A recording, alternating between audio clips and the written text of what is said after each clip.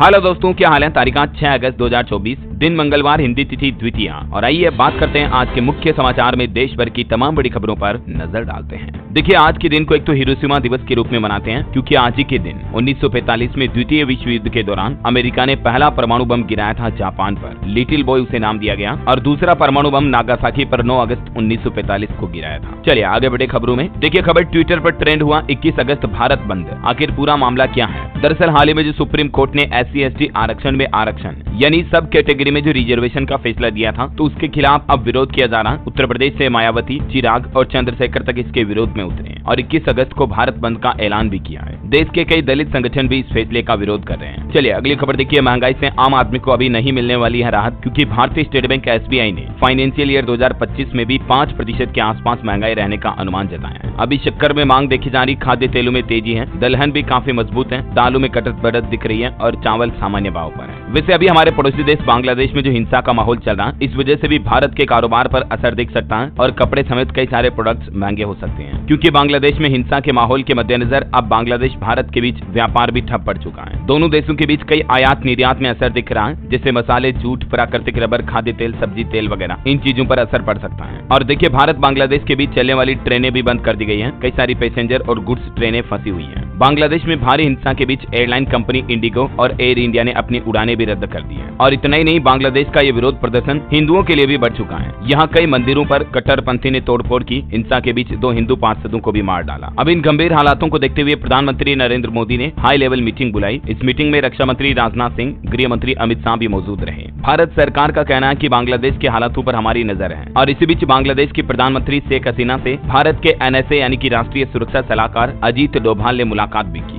और अजीत डोभाल ने शेख हसीना से काफी लंबी बातचीत की। बताया जा रहा है कि हिंडन एयरबेस के अंदर 2 घंटे रहे NSA, क्योंकि शेख हसीना ने अभी बांग्लादेश के अपने प्रधानमंत्री पद से भी इस्तीफा दे दिया। प्रदर्शनकारी उनके PM हाउस में, उनके खुद के घर में जा घुसे। फिर आर्मी के हेलीकॉप्टर से वो भारत पहुंची। उन्होंने अपना देश छोड़ा और उत्तर प्रदेश गाजियाबाद के हिंडन एयरबेस पर अपने हेलीकॉप्टर से पहुंची। बांग्लादेश की राजधानी ढाका में तकरीबन 4 लाख लोग सड़कों पर हैं। जगह जगह तोड़फोड़ की जा रही है। खैर, अभी वो जब भारत में आई, हिंडन एयरबेस के सेफ हाउस में उन्हें रखा गया। गाजियाबाद में एयरफोर्स स्टेशन पर भारत के गरुड़ कमांडो ने उनकी सुरक्षा का घेराव किया। अब ऐसे में एक सबसे बड़ी बात यह है कि क्या शेख हसीना को भारत में शरण मिलेगी या नहीं। तो भारत में शरण देने के लिए ही PM आवास पर यह हाई लेवल मीटिंग भी हुई। प्रधानमंत्री नरेंद्र मोदी जल्द ही इस पर कोई बड़ा फैसला ले सकते हैं, क्योंकि 1975 में भी इंदिरा गांधी की सरकार ने उन्हें भारत में शरण दी थी। तब शेख हसीना का परिवार 6 साल तक भारत में रहा था। उस वक्त भी शेख हसीना जब घर छोड़कर भागी थी, लेकिन बांग्लादेश में उनके पिता समेत 17 परिजनों को मार दिया गया था। उस वक्त भी बांग्लादेश में काफी हिंसा हुई थी 49 साल पहले, और अभी ये हिंसा एक बार फिर से रिपीट हो रही है। खबर यह भी है कि भारत में नहीं बल्कि इंग्लैंड में रहेगी शेख हसीना। दिल्ली से जल्दी लंदन के लिए रवाना होगी। इधर अंतरिम सरकार बनने से पहले खालिदा जिया की रिहाई के आदेश भी जारी हुए हैं, जो कि बांग्लादेश के पूर्व प्रधानमंत्री हैं। हाना तो रिपोर्ट्स के मुताबिक आज रात तो भारत में ही रुकी शेख हसीना, क्योंकि अभी लंदन से उन्हें मंजूरी नहीं मिली है। बांग्लादेश मुद्दे पर राहुल गांधी ने भी विदेश मंत्री से मुलाकात की। PM मोदी भी एस जयशंकर से मिले। इधर बांग्लादेश में पुलिस को हटाकर पूरे देश में सेना की तैनाती कर दी गई है, क्योंकि अब वहाँ सेना ही अंतरिम सरकार बनाएगी। वहाँ की ग्राउंड रिपोर्ट ये है कि लोग PM हाउस में घुसे, लेकिन आर्मी ने रोका नहीं। बांग्लादेश में 1971 जैसे हालात शुरू हो गए हैं। कई हिंदुओं ने भी पलायन शुरू किया वहाँ से। इधर बांग्लादेश में उग्र आंदोलन के बीच भारत में भी घुसपैठ की आशंका बढ़ गई है, तो बंगाल से सटी सीमा पर भारतीय बॉर्डर सिक्योरिटी फोर्स यानी BSF के जवान भी अलर्ट हो गए हैं। भारत में मेघालय राज्य ने भी बांग्लादेश बॉर्डर से लगे इलाकों में नाइट कर्फ्यू लगाया। बताया जाना कि बांग्लादेश की बदहाली का पाकिस्तान और ISI से भी कनेक्शन हो सकता है, क्योंकि कुछ महीने पहले ही पाकिस्तान ने बांग्लादेश को एक टास्क भी दिया था। पिता की हत्या, निर्वासन, देश लौटने पर प्रतिबंध से लेकर प्रधानमंत्री बनने तक के सफर में शेख हसीना की ये पूरी टाइमलाइन आप देख सकते हैं। अच्छा, हमारे भारत में भी इस मुद्दे को लेकर राजनीति शुरू हो गई है। देखिए, आम आदमी पार्टी के नेता संजय सिंह ने पोस्ट किया और कहा कि जो तानाशाही करेगा उसे देश छोड़कर भागना पड़ेगा। शेख हसीना के इस मुद्दे पर अब पॉलिटिक्स से भी बयान आने लगे हैं। खैर, इस पूरे मामले की जड़ क्या है, शेख हसीना ने 15 साल की सत्ता क्यों गंवाई, इसके पीछे 3 बड़ी वजह बताई जा रही है। आरक्षण पर गलत फैसला, प्रदर्शनकारियों को गद्दार कहा और बंगाल के कसाई से तुलना की। यही कुछ वजह रही कि बांग्ला की आवाम भड़की। फिलहाल आगे बढ़ते हैं खबरों में। देखिए आप, कोचिंग सेंटर में होने वाली मौतों के मामलों को लेकर सुप्रीम कोर्ट ने स्वतः संज्ञान लेकर कहा कि बच्चों की जिंदगी से खिलवाड़ हो रहा है। सुप्रीम कोर्ट बोला कि कोचिंग संस्थान डेथ चैम्बर बन चुके हैं, जो स्टूडेंट्स की जान को खतरे में डाल रहे हैं। और ये बयान देते हुए सुप्रीम कोर्ट ने केंद्र सरकार और दिल्ली सरकार को नोटिस भी जारी किया है। और वहीं सुप्रीम कोर्ट से जुड़ा एक और अपडेट देखिए।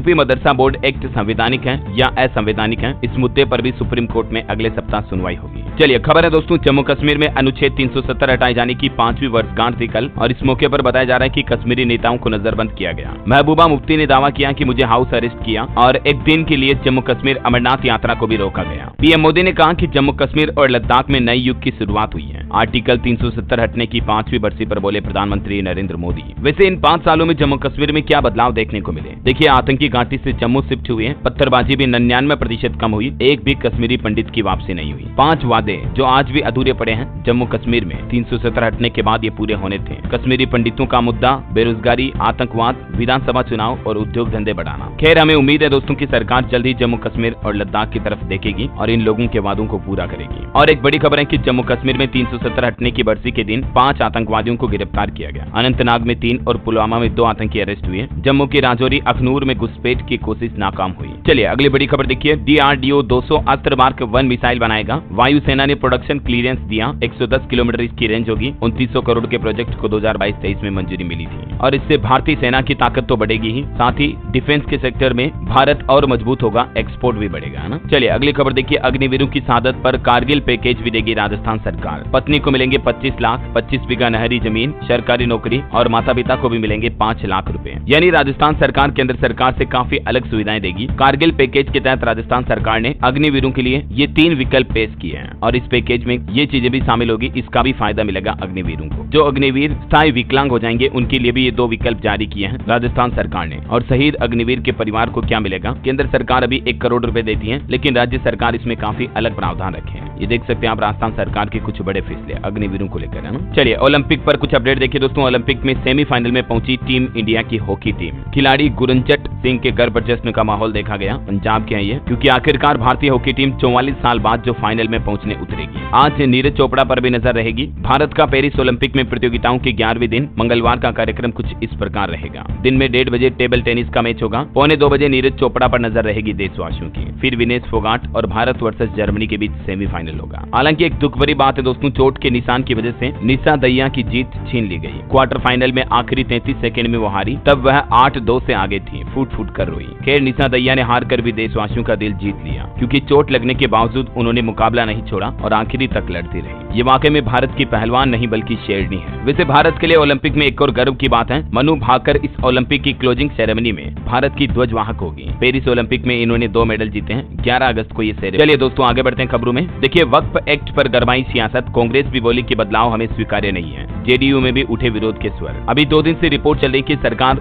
वक्फ बोर्ड के कानून में बदलाव करने जा रही है, जिसके तहत वक्फ बोर्ड किसी जमीन को अपनी संपत्ति नहीं बता सकेगा और इस एक्ट में संशोधन के लिए सरकार सदन में नया बिल लाएगी। राइट, खबर के मुताबिक सरकार 7 या 8 अगस्त को संसद में वक्फ बिल ला सकती है। पहले यह राज्यसभा में पेश होगा, उसके बाद लोकसभा में जाएगा, लेकिन अब इस बिल का विरोध करने लगी है विपक्षी राजनीतिक पार्टियां भी। और चलिए फिलहाल देखिए आप अगला अपडेट। इलेक्शन कमीशन बोला चुनाव को बदनाम करने की कोशिश की गई, इलेक्टोरल डेटा और नतीजे कानूनन सही हैं। कांग्रेस ने गड़बड़ी के आरोप लगाए थे। चलिए दोस्तों अगला अपडेट देखिए। संसद सत्र के 11वें दिन जब विपक्ष ने सरकार से सवाल किया कि सहारा ग्रुप के कितने निवेशकों को पैसा वापस मिला, तो वित्त मंत्री निर्मला सीतारमण ने जवाब दिया, कोर्ट में जाकर पूछिए। उन्होंने कहा कि सहारा ग्रुप की कंपनियों की जांच कर रहा SFIO यानी सीरियस फ्रॉड इन्वेस्टिगेशन ऑफिस अभी सहारा ग्रुप की सभी कंपनियों से संबंधित मामलों की डिटेल जांच कर रहा है। और वित्त मंत्री ने कहा कि अब तक 19,650 लोगों ने रिफंड मांगा, जिनमें से 17,250 दावों का निपटारा हो चुका है। और SFIO की रिपोर्ट के बाद अब ग्रुप पर आगे की कार्रवाई की जाएगी। जो भी लेटेस्ट अपडेट आएगा मैं आपको बता दूंगा, सहारा और पर्ल से जुड़ा। और वहीं देखिए संसद में एक और मुद्दा उठाया गया कि अगर पड़ोसी ने बैंक लोन डिफॉल्ट कर दिया तो क्या आपको भी लोन नहीं मिलेगा। बात कुछ यूं है कि संसद में एक ऐसा मामला सामने आया जिसने वित्त मंत्री निर्मला सीतारमण को खुद को हैरत में डाल दिया। विपक्ष के एक सांसद ने संसद में कहा कि सरकारी बैंक एक गांव में 2-3 लोगों के डिफॉल्ट होने के बाद पूरे गांव को ही लोन बांटने में इनकार कर देते हैं। तो इस पर वित्त मंत्री निर्मला सीतारमण ने कहा कि बैंक ऐसा नहीं करते हैं और अगर ऐसा कहीं हुआ तो हम सख्त कार्रवाई करेंगे, सख्त कदम उठाएंगे। बहरहाल चलिए दोस्तों आज के सराफा बाजार पर नजर डाल लेते हैं। देखिए सोना 693 रुपए गिर कर 69,699 पर आया, जबकि चांदी भी 1765 रुपए फिसल कर 81,736 रुपए प्रति किलो पर बिक रही है। और भी कैरेट के हिसाब से गोल्ड की कीमत आप देख सकते हैं। चलिए कुछ मार्केट के हालातों पर नजर डालते हैं। देखिए स्टॉक मार्केट में हाहाकार समझ गया। SBI, टाटा मोटर्स, रिलायंस जैसे कई बड़ी कंपनियों के शेयर भी धड़ाम से गिरने लगे। पिछले 9 महीनों की तेजी के बाद अब भारतीय शेयर बाजार भी टूट गया। एक्सपर्ट की क्या राय है, क्या और गिरावट का इंतजार करें या अभी खरीदारी करें, तो इसके एनालिसिस भी आप देख सकते हैं। बाकी दोस्तों बीते दिन भारतीय शेयर मार्केट में काफी बड़ी गिरावट देखी गई। अमेरिका में मंदी की आशंका से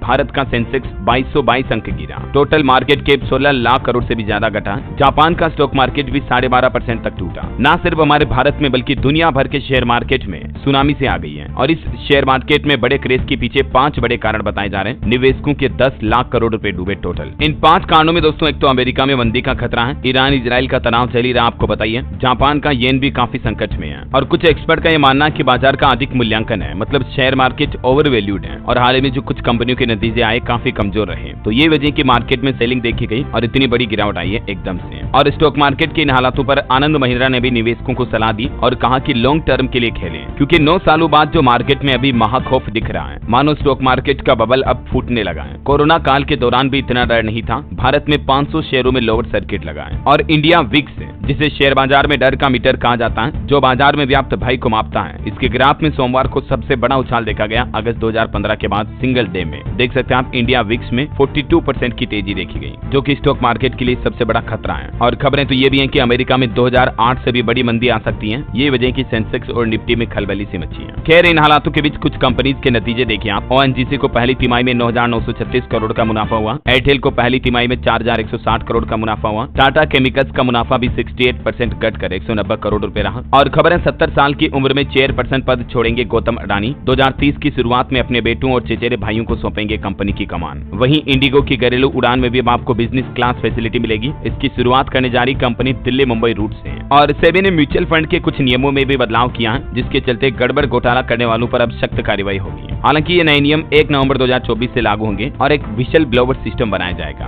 आगे बढ़ते हैं खबरों में। देखिए दोस्तों, कल हरियाली तीज के मौके पर राजस्थान राज्य में पूरे प्रदेश में हरियालो राजस्थान एक पेड़ मां के नाम अभियान के तहत 2 करोड़ पौधे लगाए जाएंगे। वहीं राजस्थान जयपुर टाइगर फेस्टिवल का अवार्ड समारोह भी होगा आज। उप मुख्यमंत्री दिया कुमारी मुख्य अतिथि होगी। चिकित्सा मंत्री गजेंद्र सिंह खीमसर विशिष्ट अतिथि होंगे। चलिए अगली खबर देखिए। मध्य प्रदेश उज्जैन में 1500 लोगों ने डमरू बजाकर वर्ल्ड रिकॉर्ड बनाया। 1500 लोगों ने एक साथ 10 मिनट तक बजाया डमरू और उज्जैन में यह नया Guinness book of world record बन चुका है। भक्तों ने महाकाल के दर्शन भी किए। चलिए ऑटो इंडस्ट्री से खबर है दोस्तों। सुजुकी अपनी जिक्सर पर अभी धमाकेदार ऑफर निकाले हैं। 20,000 रुपए की डिस्काउंट के साथ आपको फ्री राइडिंग जैकेट भी मिल रहा है और 10 साल की फ्री एक्सटेंडेड वारंटी मिल रही है और कंपनी 100% लोन की सुविधा भी दे रही है। वहीं देखिए बजाज इलेक्ट्रिक स्कूटर का भी स्पेशल एडिशन चेतक 3201 लॉन्च हुआ। फुल चार्ज करने पर 136 किलोमीटर की रेंज का दावा किया कंपनी ने। ओला S1 प्रो और एथर से इसका मुकाबला होगा। चलिए अगली खबर देखिए। टेक न्यूज से अपडेट। एलन मस्क की कंपनी न्यूरालिंक को एक और बड़ी सफलता मिली। लकवा का मरीज दिमाग से कंट्रोल करेगा डिजिटल डिवाइस। देखिए कामयाबी, न्यूरालिंक की ब्रेन चिप का दूसरा ट्रांसप्लांट भी पूरा हो चुका है और एलन मस्क बोले कि अब 8 मरीजों का प्रत्यारोपण करेंगे। चलिए खबर है दिल्ली मेट्रो के सभी स्टेशनों पर लग सकती है लंबी कतारें, क्योंकि जांच सुरक्षाएं बढ़ाई जाएगी। डीएमआरसी ने यात्रियों से खास अपील भी की है कि आप थोड़ा जल्दी पहुंचे। वहीं देखिए हरियाणा गुरुग्राम में भी मेट्रो लाइन से जुड़ेगा आरआरटीएस कॉरिडोर। अलवर जाना बेहद आसान होगा। दिल्ली एम्स में अब स्थायी डॉक्टरों की नियुक्ति नहीं होगी, बल्कि संविदा पर रखे जाएंगे डॉक्टर। चिकित्सकों की कमी होगी दूर। और वहीं देखिए दोस्तों, आपकी हेल्थ को लेकर वैज्ञानिकों की रिसर्च सामने आ रही है। पशु प्रोटीन की तुलना में पौधे आधारित प्रोटीन ज्यादा स्वास्थ्यवर्धक होते हैं। मतलब जैसे दही पनीर में जो प्रोटीन होता है ना, उसकी बजाय आप मूंगफली फल सब्जियों से जो प्रोटीन लेते हो ना, वो ज्यादा लाभदायक होता है। और बच्चों को लेकर देखिए कुछ बड़ी चौंकाने वाली खबरें। बच्चों का मानसिक संतुलन बिगाड़ देती है गेमिंग की लत। माता पिता को ध्यान रखना चाहिए और बच्चों को मोबाइल फोन इस्तेमाल जितना हो सके कम करने दें। कल ही मैंने एक रिपोर्ट भी बताई थी, दुनिया के 1/4 देशों के स्कूलों में स्मार्टफोन पर भी प्रतिबंध लग चुका है, क्योंकि छात्रों का ध्यान अक्सर पढ़ाई करते हुए नोटिफिकेशन की ओर चला जाता है और इससे पढ़ाई तो डिस्टर्ब होती ही है, लेकिन बच्चों की मेंटल हेल्थ स्वास्थ्य पर बहुत ही गंभीर बुरा असर पड़ता है मोबाइल फोन ज्यादा देखने से। इतना ही नहीं, वैज्ञानिकों का ये भी एक बड़ा खुलासा सामने आ रहा है कि बच्चों का भविष्य कमजोर हो रहा है। बाहर खेलने की आदत में आए बदलाव से बच्चों की हड्डियां कमजोर हो रही हैं, क्योंकि आजकल के बच्चों ने तो धूप से मानो दूरी ही बना ली है। इस वजह से उनकी हड्डियां कमजोर हो रही हैं। तो अपने बच्चों को थोड़ा धूप में खेलने के लिए भेजें, आउटडोर गेम्स खिलवाएं, ना कि दिन भर मोबाइल पर लगे रहें। और आजकल के बच्चों में सिगरेट की आदत भी बच्चों की बोन्स को वीक बना रही है। चलिए अगली खबर देखिए दोस्तों। LIC ने लॉन्च किए एक साथ 4 नए प्लान। 5 करोड़ के इंश्योरेंस के साथ आपको और भी कई फायदे मिलेंगे। कुछ प्लान में महिलाओं के लिए भी खास ऑफर निकाले हैं LIC ने। और ये 4 प्लान कौन कौन से देख सकते हैं आप इनके नाम भी। LIC युवा टर्म प्लान, डिजी टर्म, युवा क्रेडिट लाइफ और डिजी क्रेडिट लाइफ। इन प्लान को आप ऑनलाइन या ऑफलाइन किसी भी तरीके से खरीद सकते हैं और इन प्लान से जुड़ा ये LIC का ऑफिशियल नोट भी आप देख सकते हैं। चलिए अगली खबर देखिए। नीति आयोग ने सलाह दी है कि आयात की जगह भारत में चीनी कंपनियों से अगर निवेश कराया जाए तो ये बेहतर होगा भारत की इकोनॉमी के लिए। नीति आयोग के सदस्य वीरवानी ने ये सुझाव दिया है। चलिए खबर है उत्तर प्रदेश, उत्तराखंड, मध्य प्रदेश सरकार के आदेश पर रोक जारी रहेगी। कांवड़ मार्ग पर दुकानदारों को नहीं लगानी होगी नाम पट्टिका। सुप्रीम कोर्ट ने एक बार फिर से आदेश जारी किया। और एक बड़ी चिंताजनक रिपोर्ट आ रही कि पिछले 14 सालों में दुनिया में 3 गुना बढ़े विरोध और प्रदर्शन।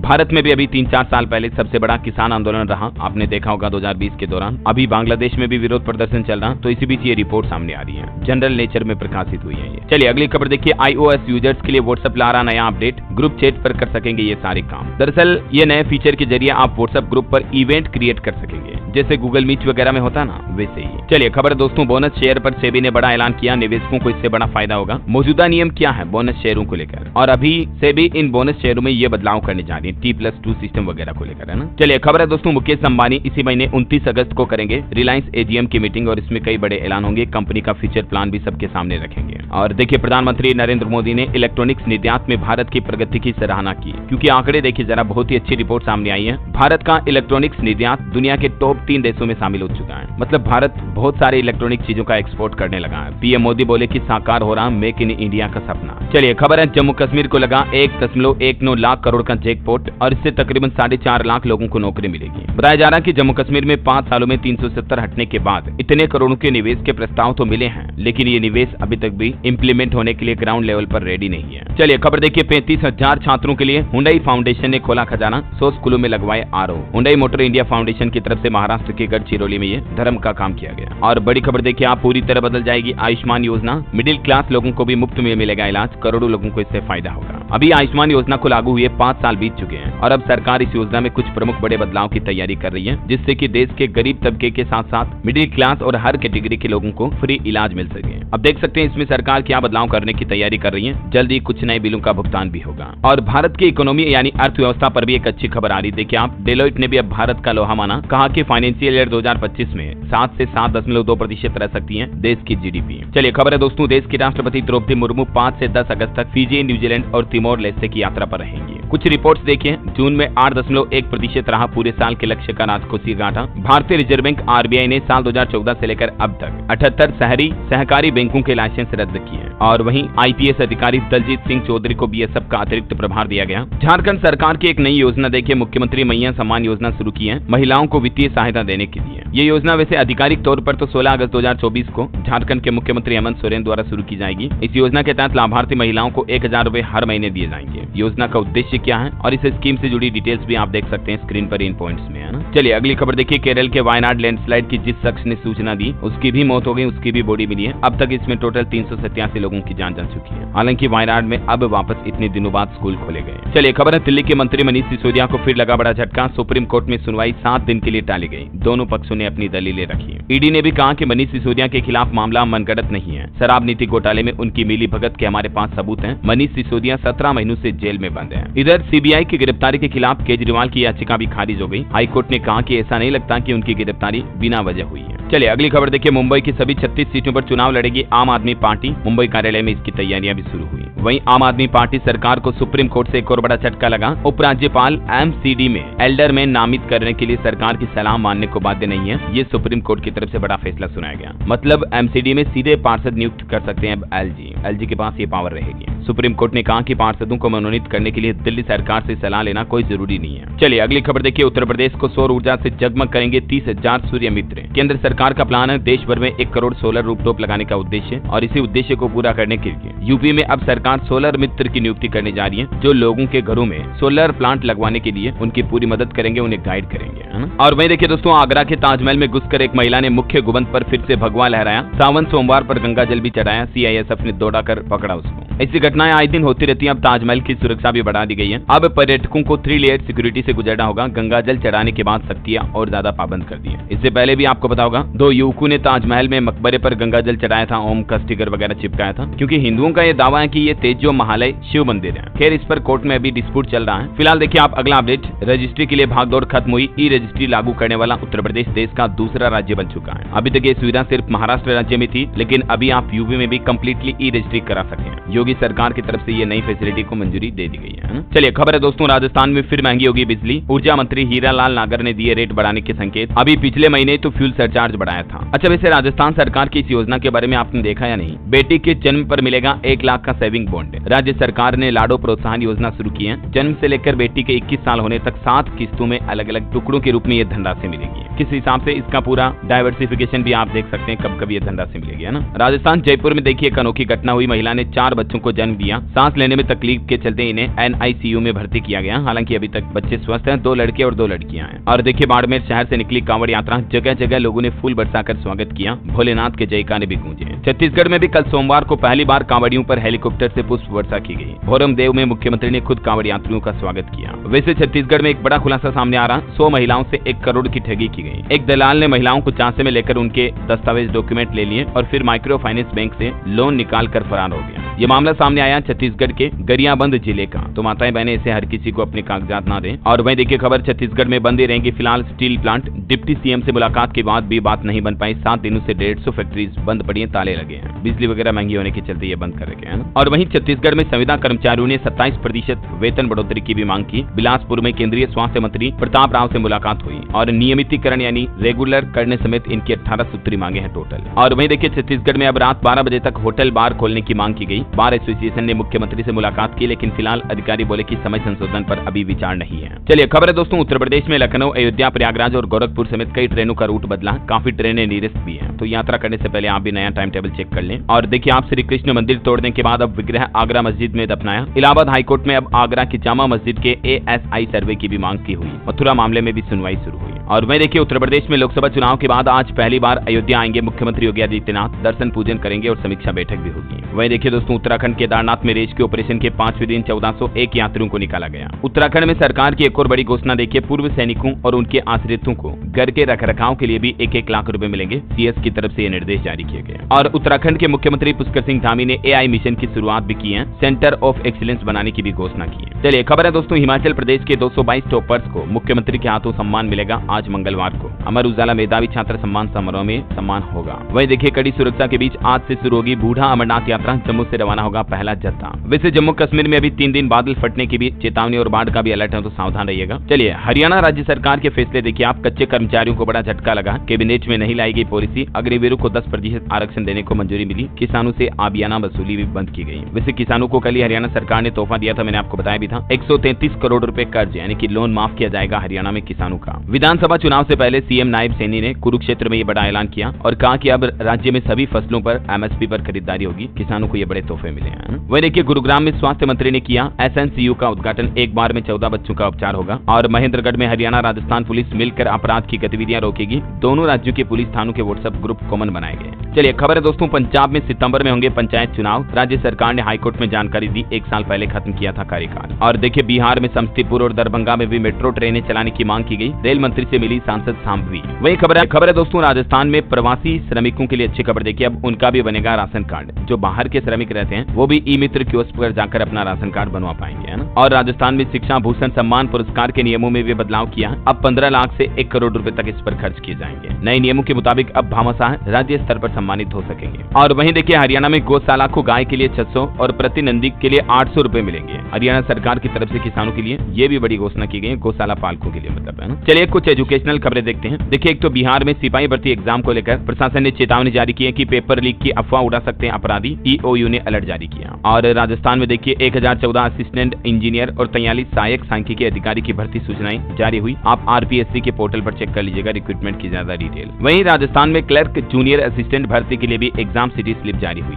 एडमिट कार्ड 8 अगस्त को उपलब्ध होंगे। चलिए अंतर्राष्ट्रीय न्यूज पर बड़ी खबर देखिए। इजराइल का कहना है कि जो हमसे टकराएगा भारी कीमत चुकाएगा। इजरायली PM नेतन्याहू बोले कि ईरान हो या हमास सभी को करारा जवाब मिलेगा। ये भी दावा किया जा रहा है कि इजराइल पर अब हमला कर सकता है हिजबुल्लाह भी। अमेरिका ने G7 देशों से बातचीत की। ईरान बोला कि किसी भी कीमत पर पलटवार तो करेंगे। अच्छा तीज त्योहार पर एक अपडेट है। कल 7 तारीख को हरियाली तीज है और 9 तारीख को नागपंचमी रहेगी। ठीक है, चलिए अंत में आज के राशिफल पर नजर डालते हैं। देखिए कन्या और मीन राशि वालों को नौकरी में महत्वपूर्ण अधिकार मिल सकते हैं। धनु राशि वालों को भी तरक्की मिलने की संभावना है। मिथुन राशि के लोग आलस और लापरवाही करने से बचें। वृश्चिक राशि के लोग पैसों का सही इस्तेमाल करें। और हाँ दोस्तों, आप मुझे कमेंट करके बताइए कि हाल ही में किस राज्य सरकार ने मुख्यमंत्री मैया सम्मान योजना शुरू करने की घोषणा की है। चलिए आपको मैं ऑप्शन भी बता देता हूँ। राजस्थान, मध्य प्रदेश, झारखंड, उत्तर प्रदेश। इनमें से सही ऑप्शन क्या, कमेंट करके बताइए। सही जवाब देने वाले लोगों को रैंडमली सेलेक्ट होने पर की तरफ से एक शानदार सरप्राइज गिफ्ट जीतने का मौका मिलेगा। और इसी के साथ ही अगर आपको वीडियो अच्छा लगा तो इसे लाइक करना, शेयर भी करना, चैनल को सब्सक्राइब करके बेल आइकन जरूर दबा देना, रोजाना ऐसे इन्फॉर्मेटिव काम की खबरें देखते रहने के लिए। जय हिंद, जय भारत, वंदे मातरम।